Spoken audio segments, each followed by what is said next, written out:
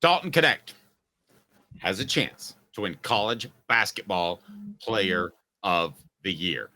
Who said it first? Who was higher on Dalton Knecht, me or Jimmy Dykes? Because we did lead the charge, and I think I was before Jimmy. Caleb, I may not know everything, but I can see skill and I can see talent. And you got to give me a little love because I was higher on Dalton Knecht than anybody early. You were. As a matter of fact, I got to be honest. That was the transfer I was lowest on last year because I thought he was too much of a defensive. Not a defensive specialist. I thought he wasn't an efficient scorer. Boy, was I wrong. Good Lord, this dude can ball. I mean, we're watching. I might say this, Dave. We might be watching the greatest single season by a Tennessee basketball player ever. Did you see him backtrotting? And he said, they can't stop me from scoring. They can't stop me from scoring. Have you seen that meme? I mean, I actually haven't. I need to see that. His confidence is growing, which just makes for a better score. But he's backtracking. Maybe you can see if you can pull it up. But he's like, they can't stop me. They can't stop me. And they can't. And wait, Caleb said he was wrong. He did. But I'm not going to blame him. Have I ever acknowledged when I'm not acknowledged when I'm wrong? Yeah. He could be the top. He could end up being the best. He could win collegiate basketball player of the award. Year of the award. I don't even know what the name of that award is. It's got to be the Naismith, I would guess. The Naismith Award, yeah. I think still Zach Edey from Purdue is like the favorite. Just again, I mean, we're talking about, but as you know, Dave, the guy's averaging 23 points, 11.4 rebounds, and 1.5 assists. Zach Edey is, and as you know, and he's shooting 62.7% from the field. He's 7'4", 300 pounds. It's kind of unfair because this a 7'4" center with like actual post skills is the most unstoppable force in college basketball, right? No one's stopping that. Yeah, and he was a guy that didn't fit the NBA game, so they were able to get NIL money together for him to return. And so he's a negative 300, so he's by far the favorite. Hunter Dickinson, Kansas, is a plus 1,000. Kyle Filipowski of Duke is a plus 2,500. Then Tristan Newton, the UConn kid, plus 2,500. And then you have Dalton, who's 2,800, along with Tyler Kolek of Marquette, Tyson Walker, Michigan State. So he's basically tied for fifth. He's not going to win it, but for him to be in the conversation is incredibly strong. More pertinent question for you, though, and which Fallout Zone kind of got to beat me to it. More pertinent question: do you believe in Dalton Knecht to the point that you're willing to take Rick Barnes' reputation of being a poor NCAA tournament coach and set it aside? Is he that good? Because at some point, a guy's so good, like if they had Kevin Durant, surely he's going to make the Final Four. But he got bounced out in the second round with Kevin Durant. I know. It's a setup. Say thank you. Thank you, Dave. I totally set you up like you're Nico spiking in volleyball. I mean, I was the set guy, and boom, yes. Barnes didn't make it with the Final Four. So you can't take that whole reputation and set it aside. But he is the type of player in Knecht that if there's any type of player, it would be like a scorer. He's that type of player, but no, you can't set it aside. Or can you? Oh, Caleb's thinking.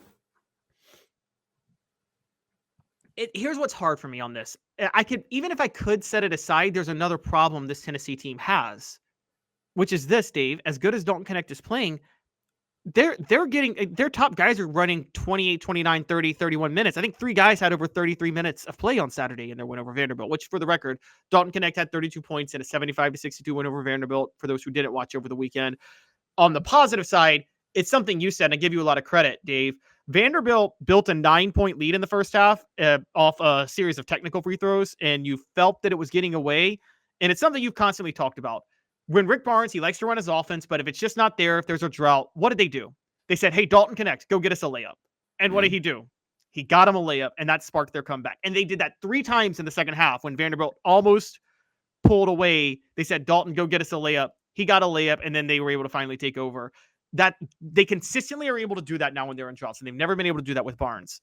The problem, and I keep saying this, and Ron Slade talked about it on our show a couple of weeks ago, They're not running enough guys enough minutes. Jonas Adu was at 29 minutes. Dalton was at 34 minutes. Zakai Ziegler was at 36 minutes. And Santiago Vescovi, by the way, Ziegler and Vescovi both played well. Shout out to them. Was at 33 minutes. Jordan Gainey was off the bench, also had 10 points, by the way, with going 2 or 3 from 3. But Dave, you can't have 3 guys run 33 to 36 minutes and then 2 more go 29 and 28 minutes. You need more depth and you need more fresh legs in the tournament. And you just can't do that. Let's do this. Okay. And I think I know where we're both going to fall.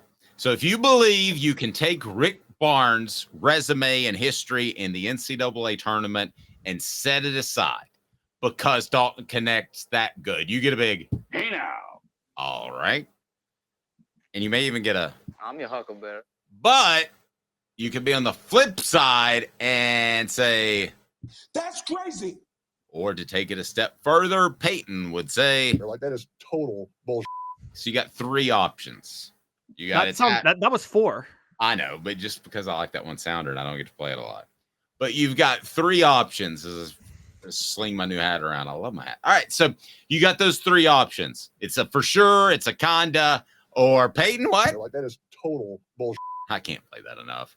All right, what do you got? It's a kinda. And the only reason it's a kinda is because of the minutes they're logging. Too many, not enough. The starters are logging too many minutes right now. I'm your huckleberry. Okay, but here's where you and I differ philosophically, which we don't a lot. I'm all for a shorter bench, guys playing more minutes. And we'll talk to... I am in March, not during the regular season.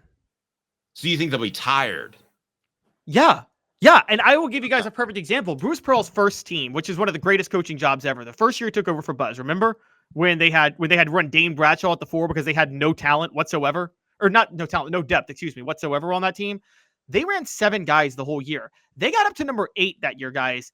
And then they collapsed at the end of the year because they literally were... Bruce Pearl said, he was like, I couldn't even practice this team in the end because they were just so gassed. And then they lost to Wichita State in the second round of the tournament. Everybody remembers the Chris Lofton shot against Winthrop. The only reason that game was close was because Tennessee was that tired by the time the NCAA tournament came. You need to be able to go 9 or 10 deep in the regular season, and then you can shorten and go 7 or 8 in March. But also in March, Dave, you do need more fresh legs because there is always that second game in a weekend. It's a quick turnaround from the first game, and so depth does come into play. And right now, Tennessee's running too many guys. I mean, running guys too many minutes. Excuse me, and so that they can't do that. It kind of reminds me. I'm a Titans fan. It reminds me in football when your team is built around a running back and you're a Titans fan like me. I said 3 years ago, Derrick Henry's getting too many carries. His usage was way too high. And what happened? He got hurt. Remember that? And sure. You remember with DeMarco Murray, I'm sure, with the Cowboys. Didn't you feel like he was getting way too many touches and they were using him way too much? And they're always doing something stupid in Dallas. But it's true. It's one of their best players started the horse collar rule because he liked to tackle people and break their leg.